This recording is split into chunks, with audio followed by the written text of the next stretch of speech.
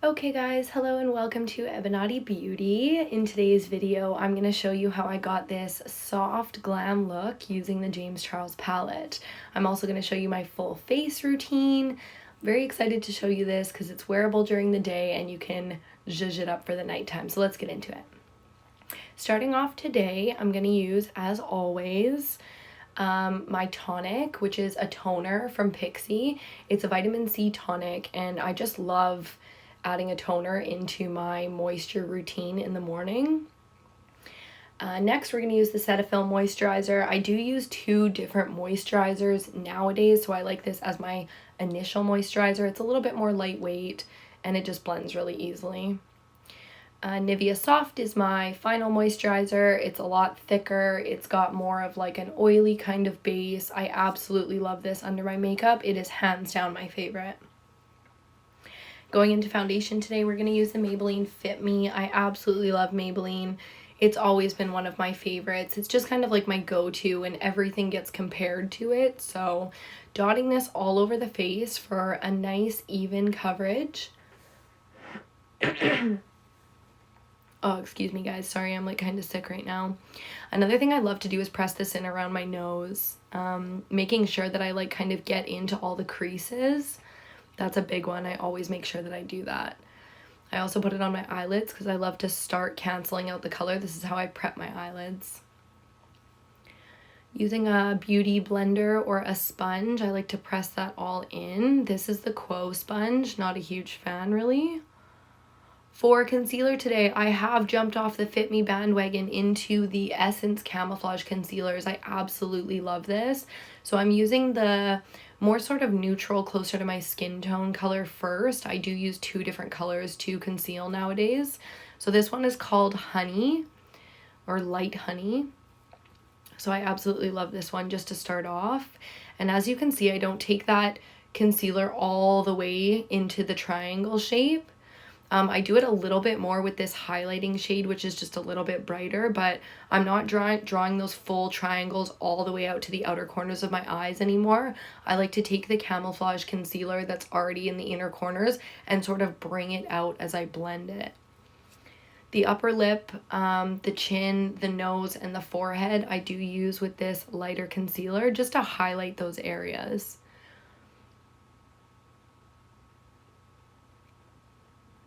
Next, I'm going to be using my tried and true. This is the Fit Me Loose Setting Powder in Light, number 10. So just getting a whole bunch of that into the cap and then a dense kabuki brush. We're going to bake under the eyes, around the mouth, and all the other places that we just placed that concealer. So I'm really just taking the time here to press very lightly. Like, it's so hard to see this on camera, but I press very lightly all of these powders in and then just kind of push them. Because this brush is a little bit more dense, it allows you to pick up a lot more powder and also to strategically place it in the positions that I want it. So I always bake around my mouth just to avoid smile lines and to give a nice brightness to that area. So if you have any kind of discoloration around the mouth, you might want to consider using your baking powder, especially if you don't use a translucent baking powder. The lighter colored powders can actually give you a little bit more coverage in these areas, and I personally love that. Don't forget to also press eyeshadow into your eyelids. This is going to prep it for the eyeshadows we place later. I always cut out my jawline as well and then just scoop around the cheek. So doing something a little bit different than I normally do, I'm going to set the rest of the face with another loose powder. This is the Rimmel translucent powder. So this one isn't going to have any color on it. It's going to allow my skin tone to naturally come through in those places where we're about to go in and contour. I do like to mix these two powders together as well. So slowly I'm just going to tap. It doesn't look like I'm really tapping right now, but I am bouncing. That's key to getting a good bake. For bronzer today, the tried and true butter bronzer from Physicians Formula. Absolutely love this stuff. I'm just going to use a big fluffy brush and blend that in all around the cheekbones, the forehead. Sometimes I put this in the jawline, always on the nose. For blush today, I'm going to use the blush topper, the Milani Baked Blush in Luminoso. It's got quite a shimmer in it, so if you do have texture on your cheek, skip that step. Use a matte blush. Same with the highlighters, like I'm using the Master Chrome Rose Gold today. But what you really want to make sure of is that if you have texture on your cheek, that you avoid those spots. I kind of go all the way up and around the eye with this one. For eyeshadow today, the Morphe and James Charles collaboration. So excited. I'm going to spend the next 30 seconds trying to figure out how to hold this fucking thing because it's absolutely massive. And then going in with a big blending brush, we're going to start off with the color Punch Me. Now, I know you can't see it in this clip, but you will see it in a second here. This is basically just a transition shade. You just want a nice neutral shade to start off all over the crease and down even onto the lid. As you can see, I'm kind of winging it out a bit here, taking it out past the end of the brow. So you just want to do this to start creating some shadows in these areas for all the darker shades that we're going to use. I do like to kind of bounce back and forth from eye to eye sometimes just to make sure, and you'll see that when we get into the darker colors, but just to make sure that we're getting a nice even kind of blend. I want both eyes to look the same, and it's always harder to do one eye than it is the other, so I really like to bounce back and forth and kind of feel the shape of my eye as I do it. You'll see a lot when you watch me that I'm not always looking in the mirror. Going into a more, there's that color right there. Going into a more precise brush this time, I'm going to mix just a little bit of this darker color into it. I think that really helps with just creating a slightly darker tone of the same shade that we just used. So with a palette like this, I love to mix the pots of color together to get the exact tone that I'm looking for. I'm going to try not to do that too much in these first few tutorials with this palette because I want you to be able to recreate this very easily. So I'm really just going to try and show you one color at a time as we layer them together and blend them in that way. So using more of this darker shade now, I'm going to create a little bit of shadow in the outer corner. So as you can see, I'm kind of dragging it into a V down onto the lash line and then up into the crease, and then slowly kind of blending those around. You really want to lay those darker colors where they're gonna go and then blend them around. I wanted to leave all of this in here as much as I possibly could because I really want to show you guys the amount of time, effort, and blending that goes into creating an eye look like this. Keep in mind too that this is sped up to 1.8, so it is much faster than you'll be doing it yourself. For the next color today, we are going to go into 10% off. So this is a much warmer shade. This is going to kind of create the vibe of the eyeshadow look that we're going for. I'm kind of just throwing it on, blending it around, not trying to create too structured of a shape with this one. Now that we've set the shadows down underneath and contoured the eye a little bit, I'm just going to warm the whole eye look up with this color. So the key here is to just kind of blend it out, around, really smoke it out. You also want to keep note of your eye shape here. This is going to be key because I have quite a lot of crease space and very thin brows, so I'll be kind of like smoking this all the way out. It's really more a personal preference than anything as well. It is so hard to get this palette in camera, like in shot. I really thought when I was filming that it would totally be on camera here, and it's not even close. So, fun times. Just going back and forth between that big fluffy crease blending brush and then the smaller, more precise one, and really getting a nice blended gradient smoke up to the brow and out towards the temples. Making decisions. Now we're going to go into No Beans. So this is now the darkest shade that we've used. We've kind of got progressively warmer and darker. So again, staying in that shape of the V, going towards the lash line and then towards the crease and kind of flicking it out a little bit. Now I'm really starting to create the shape in the eye look here. Again, taking shadows to create shape. We've already laid down that sort of warm orangey color, creating that sunset vibe, and that's kind of the overall vibe and look that we're going for. Now we're going to use shape to make it more flattering on the eye.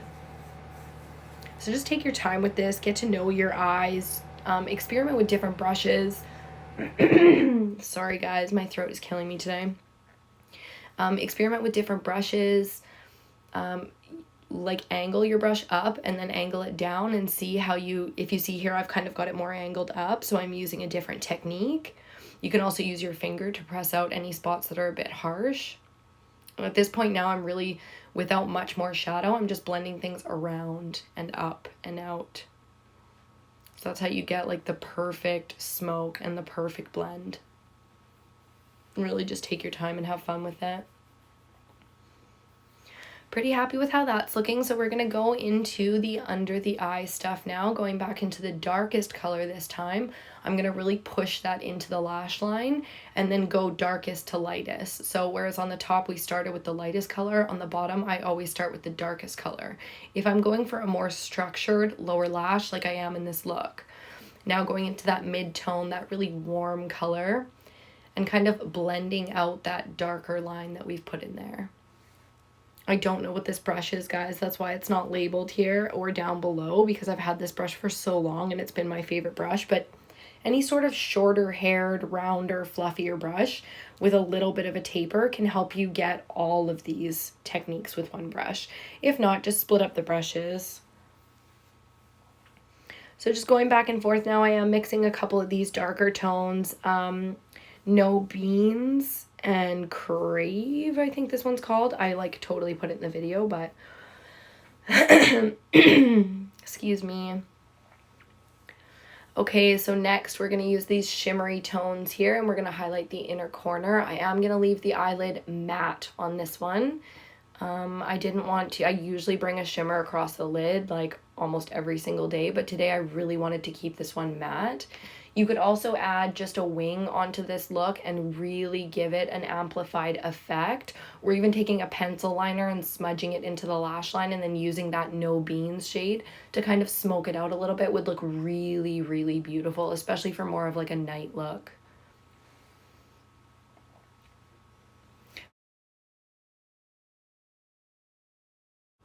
One final blend, and we are going to move on to mascara.